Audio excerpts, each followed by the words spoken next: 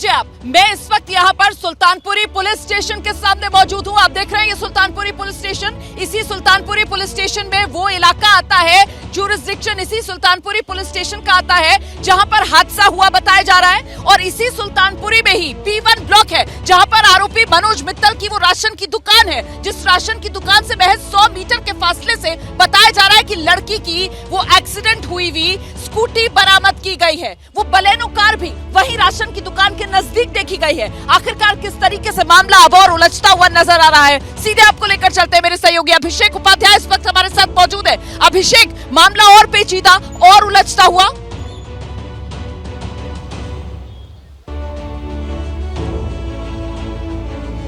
बिल्कुल रोमाना, ये मामला बहुत ही उलझ रहा है। देखिए, दो बातें बड़ी क्लियर हैं। पहली बात तो ये है कि मनोज मित्तल जो आरोपी है इस मामले का, बीजेपी का नेता, उसकी राशन की दुकान है मित्तल स्टोर्स के नाम पे, जहां के मैं होकर के आया हूं, और उससे 100 मीटर के फासले पर स्कूटी का मिलना ये गजब संयोग है। और दूसरी बात ये है कि चश्मदीद ये बता रहे हैं रोमाना कि पास में ही बलेनो भी देखी गई है। टाइम लाइन आप देखिए, रात के 2 बजे से लेकर के और सुबह के 4:30 बजे के बीच में अगर बलेनो उसी जगह पर मिलती है पास में, वहीं पास में स्कूटी मिलती है और वहीं पास में मनोज मित्तल की राशन की दुकान है, तो ये तीनों बातें अपने आप में एक बड़े इन्वेस्टिगेशन का एंगल देती हैं। और दूसरी बात, हमने बात किया खुद मनोज मित्तल का कि जो राशन की दुकान है उसके ऊपर जो किराएदार रहते हैं, उन्होंने ऑन रिकॉर्ड कहा कि मनोज मित्तल को 2 दिन पहले ही बीजेपी में पद मिला था, तो उसके लिए एक पार्टी आयोजित की गई थी और उसी पार्टी में ये सारे के सारे लोग गए थे एंजॉय करने के लिए। तो सारी चीज़ें देखिए किस तरह से चीज़ें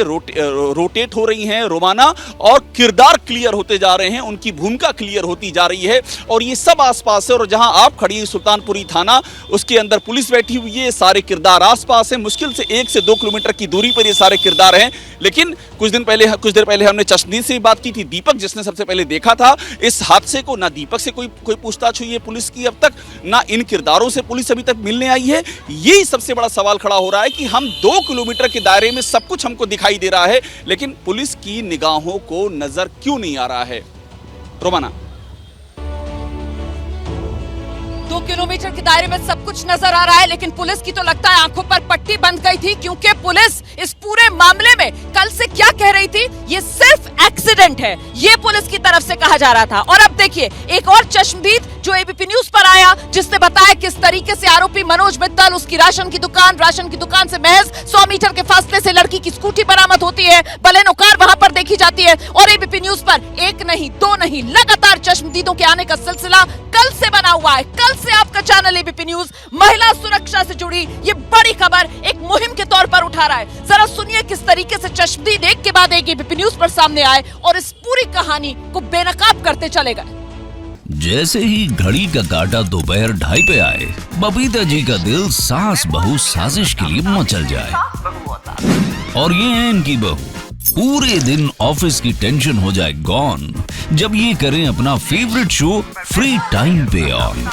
इनकी तरह आप भी देखिए अपना फेवरेट शो अपने टाइम पर और डाउनलोड कीजिए एबीपी लाइव ऐप अपने स्मार्ट टीवी पर।